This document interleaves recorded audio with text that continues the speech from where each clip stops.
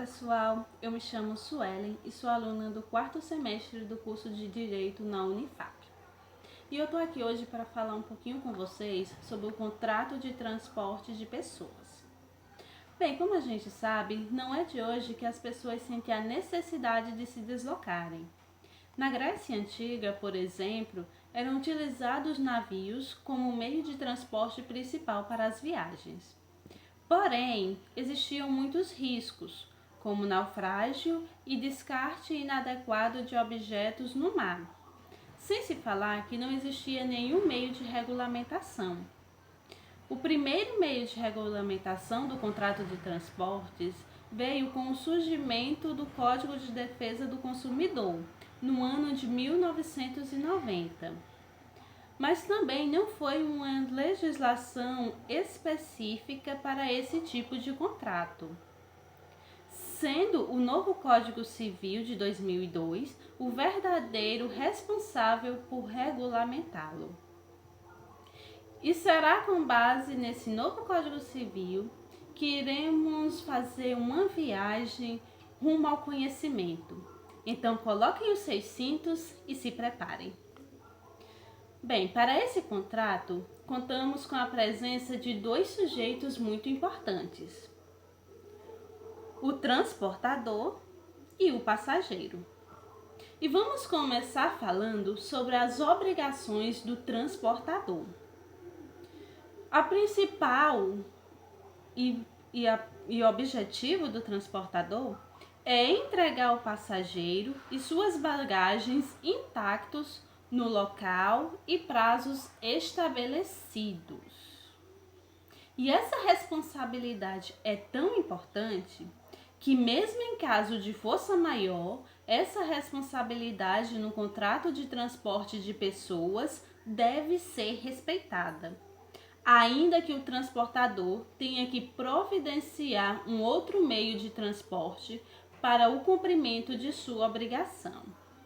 E a gente encontra isso no artigo 741 do Código Civil, quando ele diz: interrompendo-se a viagem por qualquer motivo alheio à vontade do transportador, ainda que em consequência de evento imprevisível, fica ele obrigado a concluir o transporte contratado em outro veículo da mesma categoria, ou com a anuência do passageiro por modalidade diferente, à sua custa, correndo também por sua conta as despesas de estada e alimentação do usuário, durante a espera do novo transporte.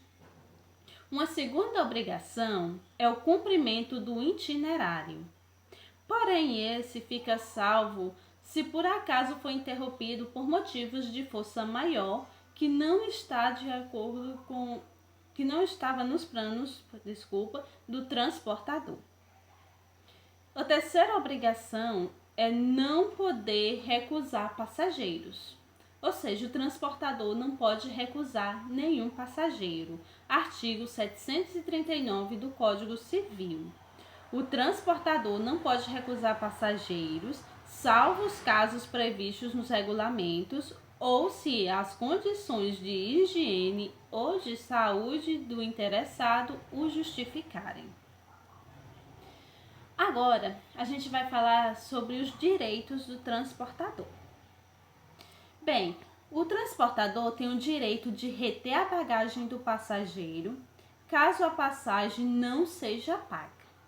Lembrando que algumas podem ser pagas antes, durante ou após a viagem, de acordo com cada transportadora. Então, no caso, se algum passageiro se recusar a pagar a sua passagem, o transportador terá o direito de reter a sua bagagem até o recebimento da passagem. Agora a gente vai falar um pouquinho sobre os passageiros e vamos começar com as suas obrigações. O passageiro ele tem a obrigação de remunerar o transportador conforme acertado, e isso é com o pagamento da passagem. Ele também deve respeitar as regras legais impostas pelo transportador dentro da lei para o transporte. Ou seja, fora as regras já contidas no Código Civil, o passageiro também terá que seguir as regras que o transportador impor, como, por exemplo, não retirar a camisa durante a viagem, não fazer barulho, não incomodar. O passageiro ele não pode de maneira nenhuma, em caso nenhum, causar nenhum dano ou transtorno ao transportador e aos outros passageiros. E os direitos do passageiro são: desistência. O passageiro ele poderá sim desistir da viagem. E isso está lá no artigo 740 do Código Civil, quando ele diz: o passageiro tem direito de rescindir o contrato de transporte antes de iniciar a viagem, sendo-lhe devidamente a restituição do valor da passagem, desde que feita a comunicação ao transportador em tempo de ser renegociada. Certo, então o passageiro, ele desistiu, ele comunica ao transportador com antecedência. Mas agora a gente vai ver o caso do passageiro que desiste da viagem depois dela já ter se iniciado. Bem, o passageiro que desiste depois da viagem já iniciada não terá direito à restituição, a menos que prove que outra pessoa viajou no seu lugar. Caso ele consiga provar, receberá o valor proporcional. Mas lembrando, esse proporcional não é a viagem que ele fez, e sim tem referência à viagem que a outra pessoa fez usando o seu assento. Então vamos lá. O passageiro embarcou no ônibus e o ônibus seguiu viagem. Porém, alguns quilômetros depois, esse passageiro simplesmente desistiu da viagem. E ele pode fazer isso? Sim, ele pode. Porém, ele não terá o valor restituído. A não ser que a partir do momento que ele saiu do ônibus, digamos que outra pessoa entrou no seu lugar e ocupou o seu assento. Neste caso, se ele conseguir provar que isso aconteceu, ele poderá sim receber a restituição do valor pago. E a gente, lá no finalzinho, a gente vai falar melhor sobre essas restituições. Tenham um pouquinho de paciência e aguardem aí. E essa parte do passageiro desistir no meio da viagem encontra-se lá no parágrafo 1º do artigo 740. Agora a gente vai falar do passageiro que desiste da viagem, mas não comunica ao transportador com antecedência. Bem, esse passageiro também não terá direito à restituição, a não ser que ele também prove que outra pessoa viajou ocupando o seu assento. Então vamos lá. Chegou o dia da viagem, o passageiro não apareceu, ele não comunicou nada ao transportador. Ele não tem direito à restituição, a menos que o transportador, por sua vez, para não perder a viagem, tenha vendido a sua passagem para outra pessoa e essa pessoa viajou utilizando o seu assento. Se o passageiro conseguir provar que isso aconteceu, mesmo ele não tendo comunicado com antecedência ao transportador, ele ainda assim poderá receber a restituição do seu valor, no caso do valor pago na sua passagem. E isso está lá no parágrafo 2º, também do artigo 140 do Código Civil. Ressaltando que para qualquer tipo de desistência, havendo reembolso, 5% do valor poderá ser retido pelo transportador, como uma forma de indenização pelos transtornos causados pela desistência do passageiro. Então, lembrando que não importa o tipo de desistência que esse passageiro tenha tido. Se ele comunicou com antecedência, se ele desistiu no meio da viagem, ou se ele desistiu e não comunicou ao transportador, em todos os casos, o transportador poderá reter 5% do valor que ele pagou na passagem. como uma forma de indenizar os transtornos causados.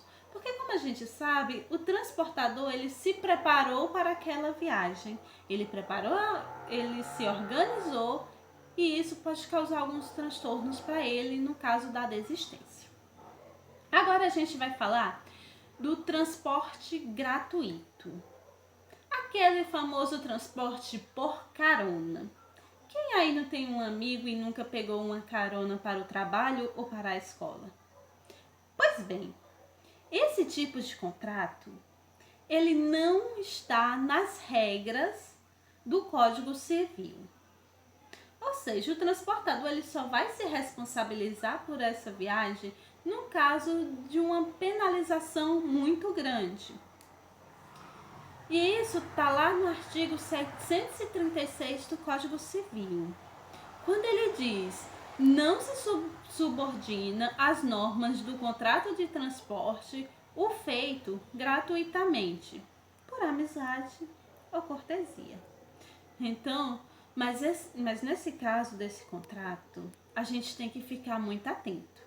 Porque só se considera-se transporte gratuito no caso da pessoa não receber remuneração de forma alguma.